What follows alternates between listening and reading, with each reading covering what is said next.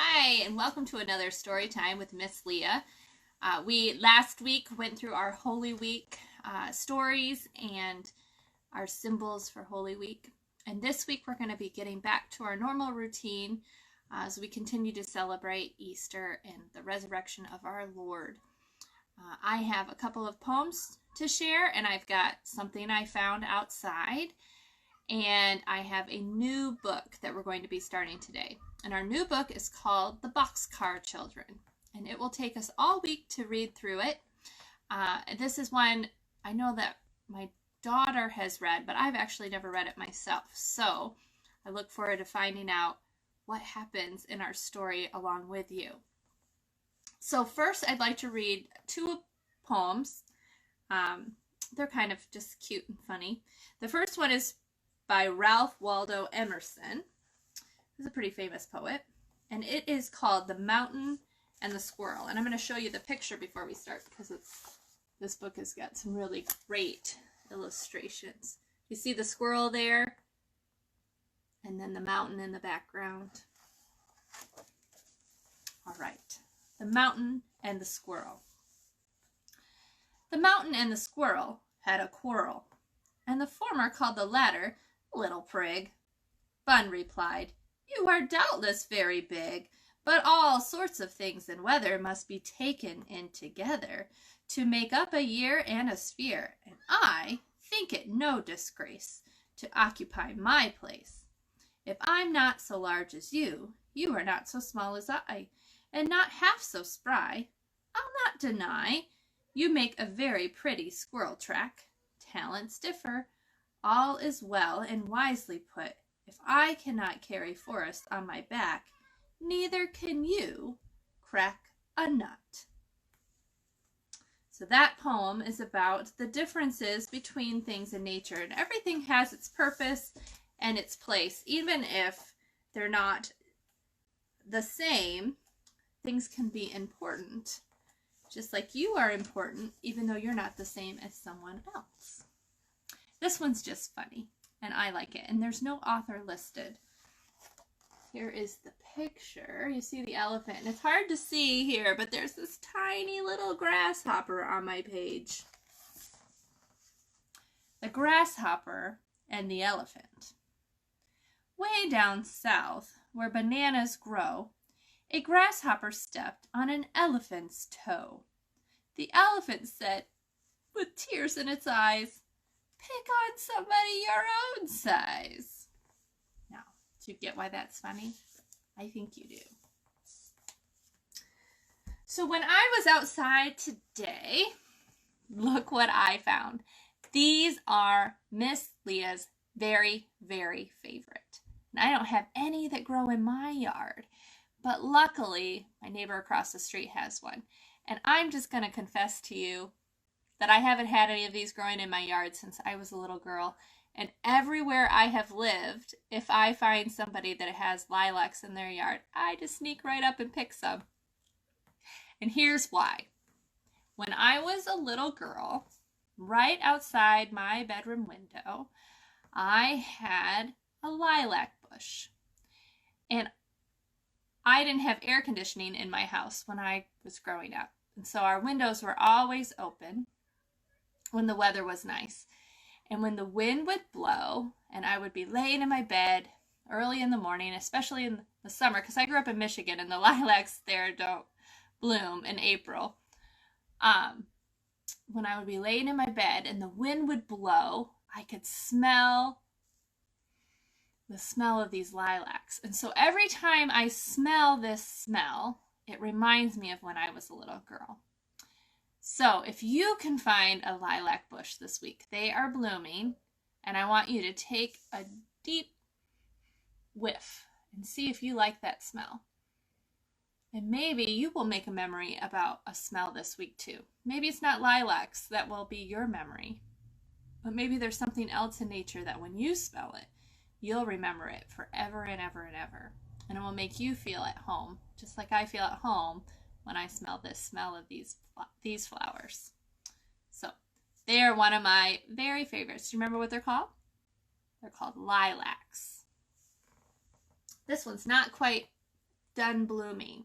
They're just starting to pop out of their buds. All right. The Boxcar Children is by Gertrude Chandler Warner. And it's an old book, but not super old.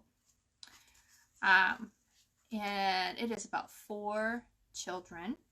And to be honest, that's about all I know. Other than I know that a boxcar is a train car. Now, there are lots of books in this series, but I have heard that the first one is really the best. And so that's what we're going to read. Chapter 1, 4 Hungry Children. One warm night, 4 children stood in front of a bakery. No one knew them, and no one knew where they had come from. The baker's wife saw them first, as they stood looking in at the window at her store. The little boy was looking at the cakes. The big boy was looking at the loaves of bread. And the 2 girls were looking at the cookies. Now, the baker's wife did not like children. She did not like boys at all. So she came to the front of the bakery and listened, looking very cross. "The cake is good, Jessie," the little boy said. He was about 5 years old. "Yes, Benny," said the big girl, "but bread is better for you, isn't it, Henry?" "Oh, yes," said Henry. "We must have some bread, and cake is not good for Benny and Violet." "I like bread the best anyway," said Violet. She was about 10 years old, and she had pretty brown hair and brown eyes. "That is just like you," said Henry, smiling at her. "Let's go into the bakery. Maybe they will let us stay here for the night." The baker's wife looked at them as they came in. "I want 3 loaves of bread, please," said Jessie. She smiled politely at the woman, but the woman did not smile. She looked at Henry as he put his hand in his pocket for the money. She looked cross, but she sold him the bread. Jessie was looking round too, and she saw a long red bench under each window of the bakery. The benches had flat red pillows on them. "Will you let us stay here for the night?" Jessie asked. "We could sleep on the benches, and tomorrow we would help you wash the dishes and do things for you." Now the woman liked this. She did not like to wash the dishes very well. She would like to have a big boy to help her with the work. "Where are your father and mother?" she said. "They are dead," said Henry. "We have a grandfather in Greenfield, but we don't like him," said Benny. Jessie put her hand over the little boy's mouth before he could say any more. "Oh, Benny, keep still," she said. "Why do you not like your grandfather?" asked the woman. "He's our father's father, and he didn't like our mother," said Henry, "so we don't think he would like us, and we are afraid he would be mean to us." "Did you ever see him?" asked the woman. "No," answered Henry. "Then why do you think he would be mean to you?" asked the woman. "Well, he never came to see us," said Henry, "so he doesn't like us at all." "Where did you live before you came here?" asked the woman. But not one of the 4 children would tell her. "We'll get along all right," said Jessie. "We just want to stay here for one night." "You may stay here tonight," said the woman at last, "and tomorrow we'll see what we can do." Henry thanked her politely. "We're all pretty tired and hungry," he said. The children sat down on the floor, and Henry cut up one of the loaves of bread into 4 pieces with his knife, and the children began to eat. "Delicious," said Henry. "Well, I never," said the woman. She went into the next room and shut the door. "I'm glad she's gone," remarked Benny. "She doesn't like us." "Shh, Benny," said Jessie. "She is good to let us sleep here." After supper, the children lay down on their red benches, and Violet and Benny soon went to sleep. But Jessie and Henry could hear the woman talking to the baker. She said, "I'll keep the 3 older children. They can help me, but the little boy must go to the children's home. He's too little. I cannot take care of him." The baker answered, "Very well, tomorrow I'll take the little boy to the children's home. We'll keep the others for a while, but we must make them tell us who their grandfather is." Jessie and Henry waited until the baker and his wife had gone to bed. Then they sat up in the dark. "Oh, Henry," whispered Jessie, "let's run away from here." "Yes, indeed," said Henry. "We'll never let Benny go to a children's home, never. We must be far away by morning or they will find us. But we must not leave any of our things here." Jessie sat still, thinking. Our clothes and a cake of soap and towels are in the big laundry bag, she said. Violet has her little work bag, and we have 2 loaves of bread left. Have you your knife and the money? Yes, said Henry. I have almost $4. You must carry Benny, said Jessie. He will cry if we wake him up. But I'll wake Violet. Shh, Violet, come. We're going to run away. If we don't run away, the baker will take Benny to a home in the morning. The little girl woke up at once. She sat up and rolled off the bench. She did not make any noise. What shall I do? She whispered softly. Carry this, said Jessie. She gave her the work bag.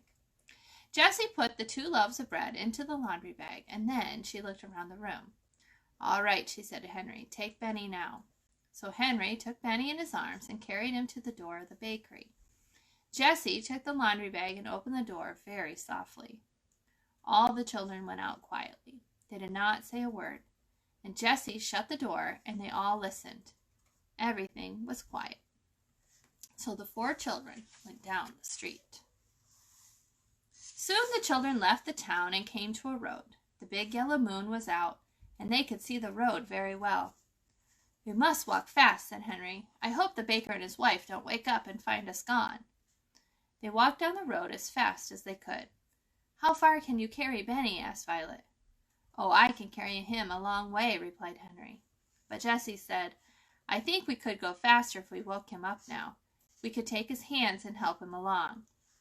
Henry stopped and put Benny down. Come, Benny, he said. You must wake up and walk fast. Go away, said Benny. Let me try, said Violet. Now, Benny, you can play that you are a little brown bear and we are running away to find a nice warm bed. Henry and Jessie will help you, and we'll find a bed. Benny liked being a little brown bear, and so he woke up and he opened his eyes. Henry and Jessie took his hands, and they all went on again. They passed some farmhouses, but the houses were dark and quiet. The children did not see anyone. They walked and walked for a long time. Then the red sun began to come up. We must find a place to sleep, said Jessie. I am so tired. Little Benny was asleep, and Henry was carrying him again. The other children began to look for a place. At last, Violet said, Look over there. She was pointing at a big haystack in a field near a farmhouse. A fine place, Violet, said Henry. See what a big haystack it is.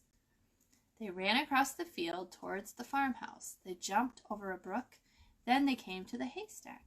Henry was still carrying Benny. Jessie began to make a nest in the haystack for Benny, and when they put him into it, he went to sleep again at once. The other children also made nests. Good night, said Henry, laughing. It is good morning, I should think, replied Jessie. We sleep in the day and we'll walk at night. When it's night again, we'll wake up and walk some more. The children were so tired that they went right to sleep. They slept all day, and it was night again when they woke up. Benny said at once, Oh, Jessie, I am hungry. I want something to eat. Good old Benny, said Henry. We'll have supper. Jessie took out the loaf of bread and cut it into 4 pieces. It was soon gone. I want some water, begged Benny. Not now, said Henry. You must have some water when it gets dark. There is a pump near the farmhouse, but if we leave the haystack now, someone will see us. When it was dark, the children came out of the haystack and went quietly towards the farmhouse, which was dark and still. Nearby was a pump, and Henry pumped water as quietly as he could. He did not even wake the chickens. I want a cup, said Benny. No, Benny, whispered Henry. You will have to put your mouth right in the water. You can play that you are a horse. This pleased Benny. Henry pumped and pumped, and at last Benny had all the water he wanted. The water was cold and sweet, and all the children drank. Then they ran across the field towards the road. If we hear anyone, said Jessie, we must hide behind these bushes. Just as she said this, the children heard a horse and a cart coming up the road. Keep very still, Benny, whispered Henry. Don't say a word. The children got behind the bushes as fast as they could, for they did not have much time to hide. The horse came nearer and nearer and began to walk up the hill towards them. Then the children could hear a man talking. It was the baker. I wonder where those children went, he said. I don't think they could walk as far as Silver City. If we don't find them in Greenfield, we'll go home. Yes, answered his wife. I do not want to find them anyway. I don't like children. but we must try a little while longer. We will look for them in Greenfield, and that's all." The children watched until the horse and cart had gone down the road. Then they came out from behind the bushes and looked at each other. "My, I am glad those people did not see us," said Henry. "You were a good boy, Benny, to keep still. We'll not go to Greenfield." "I wonder how far it is to Silver City," said Jessie. The children were very happy as they walked along the road. They knew that the baker would not find them. They walked until 2 o'clock in the morning, and then they came to some signs by the side of the road. The moon came out from behind the clouds, and Henry could read the signs. "One sign says that Greenfield is this way," he said. "The other sign points to Silver City. We don't want to go to Greenfield. Let's take the other road to Silver City." They walked for a long time, but they did not see anyone. "Not many people come this way, I guess," said Henry. "That is all the better." "Listen," said Benny suddenly. "I hear something." "Listen," said Violet. The children stood still and listened, and they could hear water running. "I want a drink of water, Henry," said Benny. "Well, let's go on," said Henry, "and see where the water is. I'd like a drink too." Soon the children saw a drinking fountain by the side of the road. "Oh, what a fine fountain this is," said Henry, running towards it. "See the place for people to drink up high, and a place in the middle for horses, and one for dogs down below." All the children drank some cold water. "Now I want to go to bed," said Benny. Jessie laughed. "You can go to bed very soon." Henry was looking down a little side road, which had grass growing in the middle of it. "Come," he cried, "this road goes into the woods. We can sleep in the woods." "This is a good place," said Jessie as they walked along. "It is far away from people. You can tell that by the grass in the road. And it will be near the drinking fountain," said Violet. "That's right," cried Henry. "You think of everything, Violet." "It's almost morning," remarked Jessie, "and how hot it is." "I'm glad it is hot," said Henry, "for we must sleep on the ground. Let's find some pine needles for beds." The children went into the woods and soon made 4 beds of pine needles. "I hope it's not going to rain," said Jessie as she lay down. Then she looked up in the sky. "It looks like rain, for the moon has gone behind the clouds." She shut her eyes and did not open them again for a long time. More clouds rolled across the sky, and the wind began to blow. There was lightning also and thunder, but the children did not hear it. They were all fast asleep. At last Jessie opened her eyes. It was morning, but the sun was covered by clouds. She sat up and looked all around her, and then she looked at the sky. It seemed like night, for it was very dark. Suddenly it began to thunder, and she saw that it was really going to rain. "What shall we do? Where shall we go?" thought Jessie. The wind was blowing more and more clouds across the sky, and the lightning was very near.